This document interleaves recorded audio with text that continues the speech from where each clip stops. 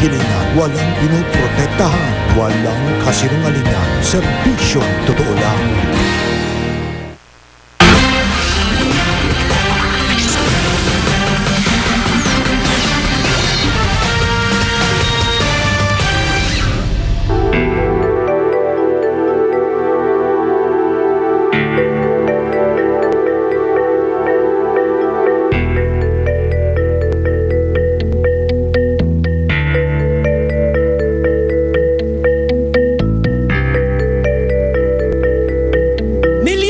Pinoy dumalaw sa puntod ng kanilang mga yumao ngayong All Saints Day.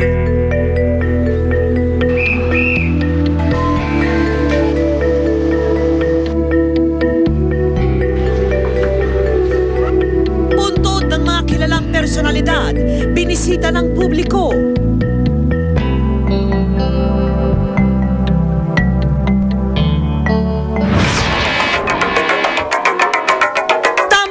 Basura, nagkalat sa loob at labas ng sementeryo.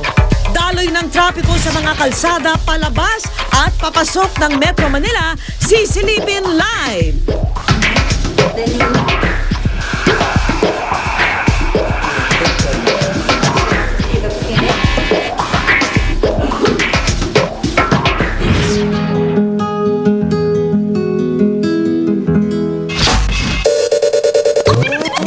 Tuloy-tuloy pa rin pagtutok ng buong persa ng GMA News and Public Affairs para ibigay sa inyong pinakasariwang balita ukol sa Undas 2010. Nagbabantay sa Manila North Cemetery sa Luzon ng Maynila si Pia Arcangel at tinutukan naman ni Marie Zumali ang Manila South Cemetery sa Luzon ng Makati. Nasa Manila Memorial Park naman sa Parañaque si Mark Zambrano. Babantayan din natin ang lagay ng trapiko palabas at papasok ng Metro Manila.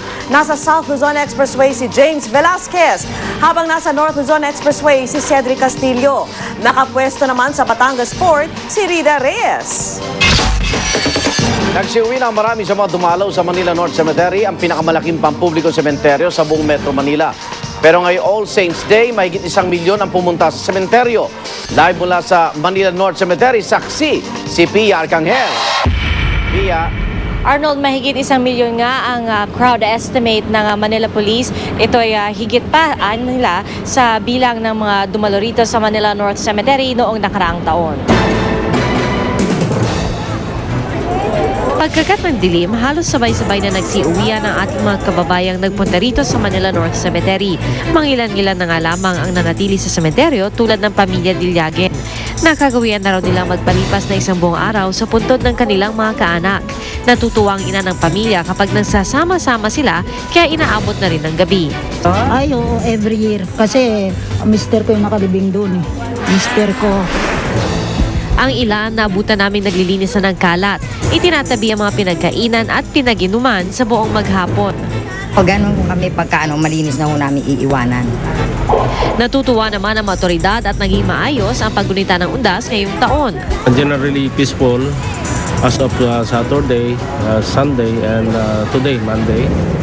So our estimate for this day alone is almost 1 million.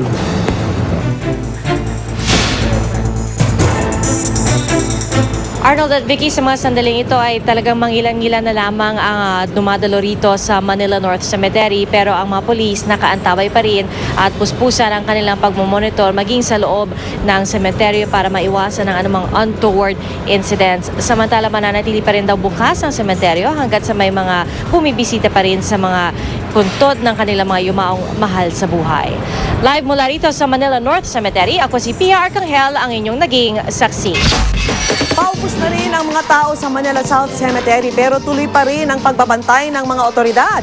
Kabilang sa mga naging problema ang ilang medical emergency. At live mula sa Manila South Cemetery, saksi si Marie Zumali. Maris. Becky, kasabay nga ng paglalim ng gabi ay nagsisiuwian na rin ang marami nating mga kababayan na binuno ang ulan makapunta lang at mabisita ang kanilang mga mahal sa buhay dito sa Manila South Cemetery. Sariwa pa rin sa alaala ni Gloria Espinosa ang sakit na idinulot ng biglaang pagpanaw ng kanyang asawang si Felix nito lang Hunyo. Kaya kahit linggo-linggong nasa sementeryo, binuno pa rin niya at ng buong pamilya ang siksikan at malakas na ulan, makapiling lang ang yumaong ama ng tahanan. Nag-alay ng kandila at bulaklak at naglagay na lang ng plastic na supot na ginawang bubungan para di mabasa habang sila'y nagdarasal. Masakit. Kasi hindi na kami nag-usap. Mahirap talagang tanggapin talaga. Biglaan po kayo. Biglaan. Pati ang mga batang-batang pamangkin, tila mulat na rin sa pagkawala ng yumaong tiyo. Kasi po nakakasama namin. Sa? Puso ko. Pinagdasal namin siya. Oo. Hindi kami managinipan. Maigpit pa rin ang pagbabantay ng pinagsamang puwersa ng PNP, AFP at pamunuan ng Manila South Cemetery para iwas aberya. Nakaantabay pati ang mga fire volunteers at mga ambulansya. Ilang batang nahiwalay sa kanilang mga magulang pero natagpuan din sa kalaunan. May mga itinakbo rin sa medical booth gaya ng nahimatay na babaeng ito at na isang tinderang nabuhusan ng kumukulong tubig. So, lahat ng punases natin. Kaya masasabi ko sa pangkalahatan, peaceful naman po. Vicky, live nakuha yan dito sa Manila South Cemetery at kung makikita nyo nga ay kakaunti na lamang ang mga tao sa ngayon dito sa sementeryo. Karamihan sa kanila ay nagsisiuwian na. Tinataya nga abot sa mahigit 120,000 ang dumalaw ngayong araw dito sa Manila South Cemetery at inaasahang may mangilan-ngilan pang darating.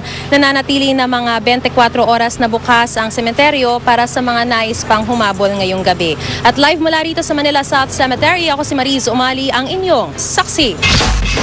Nagbisul naman tourist attraction ang puntod ni na dating Pangulong Cory Aquino at dating Senador Ninoy Aquino sa Manila Memorial Park sa Parañaque. Live mula sa Manila Memorial Park, saksi si Mark Zambrano.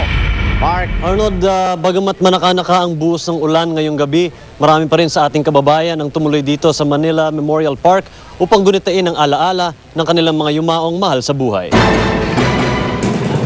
Dahil hindi fiesta official bukas, nag-umpisang magsiuwian ang ilan sa ating mga kababayang bumisita dito sa Manila Memorial Park sa Sucat, Parañaque City. Pero ang ilan, di alintana ang sama ng panahon at dumalaw pa sa puntod ni na dating Pangulong Cory at Senador Ninoy Aquino. Sa dami na nagpapapicture, nagmistulang tourist attraction ang kanilang puntod. Ang iba galing pa sa ibang bansa, gaya ng balikbayang si Sandy Fernandez na kauuwi lamang galing Europa. Well, sila talaga yung pinaka number one na para sa akin. And bayani si President si Benigno Aquino. Ang ilan pamilya pa sa pagdalaw sa puntod ni Ninoy at Cory. Si Cory at saka si Benigno talagang idol ko yan. Noon pa. Sa edad kong to talagang yung kanilang mga nagawa sa bayan talagang dapat lang bigyan ng ng yung paggalang. Sa taya ng pulisya, aabot ng mahigit 3,000 ang dumalaw sa Manila Memorial Park ngayong undas. Pero kahit di karamihan, todo bantay pa rin ang Parañaque Police, SWAT at MMDA dahil inaasahang hanggang bukas ay may mga darating pang mga tao. Maliban sa mga mangilang-ilang patalim at mga pinagbabawal na gamit na nakumpiska ay tahimik naman ang paggunita ng undas dito sa Manila Memorial Park. General peaceful tayo. Yung security natin, inaasahan natin baka yung 1/4 ng crowd nung nakaraang taon magpuntahan bukas. Arnold, ilang minuto pa lang ang nakakalipas nang dumalaw dito sa puntod ng dating Pangulong President Cory Aquino, si dating Senador Rene Sagisag upang mag-alay ng bulaklak at dasal. Bukasin inaasahan na dumating dito sa puntod ng kanyang mga yumaong magulang, si President Benigno Aquino. Live mula dito sa Manila Memorial Park, ako si Mark Zambrano, ang inyong naging saksi. At ngayong papauwi na ng Maynila ang mga galing Batangas, Cavite at Laguna. Alamin po natin ang daloy ng trapiko sa South Luzon Expressway at naroon live ang ating saksing si James Velasquez. James, kamusta na dyan? Yes, Vicky, nananatiling magaan ang sitwasyon ng trapiko dito sa northbound lane ng South Luzon Expressway patungo ng Maynila. Mag-aalas 7:30 ng gabi, kapansin-pansin ang pagdami ng mga sasakyan sa northbound lane ng SLEX. Pero kahit dumami ng bumibiyahe, walang pagbagal sa daloy ng trapiko. Sa pag-iikot ng GMA News sa Alabang Viaduct, isa sa mga itinuturing na choke point sa SLEX, tuloy-tuloy ang pag-usad ng mga sasakyan. Ganyan din ang sitwasyon sa iba pang choke points na binabantayan ng SLEX tulad ng Mamplasan, Carmona at Calamba Interchange. Tingin ng pamuno ng SLEX bukod daw sa paglawak ng kalsada lalo na sa Alabang Viaduct, nakatulong daw na may mga maagang bumiyahe pa Metro Manila. At kahit pa nakaranas ang panakanak ang pag-ulan ngayong gabi, sa kabutihang palad ay walang naitalang matinding aksidente. Pawang mga tumitirik o nag-overheat na sasakyan nga lang daw ang mga naiulat. Patuloy naman naka-alerto ang pamuno ng SX hanggang bukas para sa anumang tulong na kakailanganin ng mga bumibiyahe. Sir, bali, ang patrol po natin ay 24 hours na nasa expressway. Bali po sila ay 6, plus yung motor namin ay 4. Tapos sir, meron pa kami sa mga plaza ng mga stationary patroller saka mas security guards. Bali, ang response time namin sir ay less than 10 minutes. Makakarating po agad. Yes sir. Yung nakikita natin ngayon, Igan at Vicky, ay ang sitwasyon dito sa South Luzon Expressway. 24 oras na binabantayan yan ng pamuno ng SX para daw makita nila kung may mga aksidente na mangyayari o para makita yung sitwasyon ng trapiko. Yung nakikita nyo ngayon, paunti-unti na raw na lalo pang umuunti yung mga bumibiyahe at baka daw bukas na ng umaga medyo dumami ulit itong mga bumibiyahe sa South Luzon Expressway pero wala man daw traffic pabalik ng Maynila. Vicky, pinapaalala ng SX sa mga motorista na huwag lumampas sa 100 kilometers per hour na speed limit. Kailangan daw i-check rin ng maigi ang kondisyon ng mga sasakyan para daw makasiguro ang ating mga kababayan na walang aberya ang kanilang biyahe pabalik ng Maynila. Live mula dito sa SX, ako si James Velasquez, ang inyong saksi.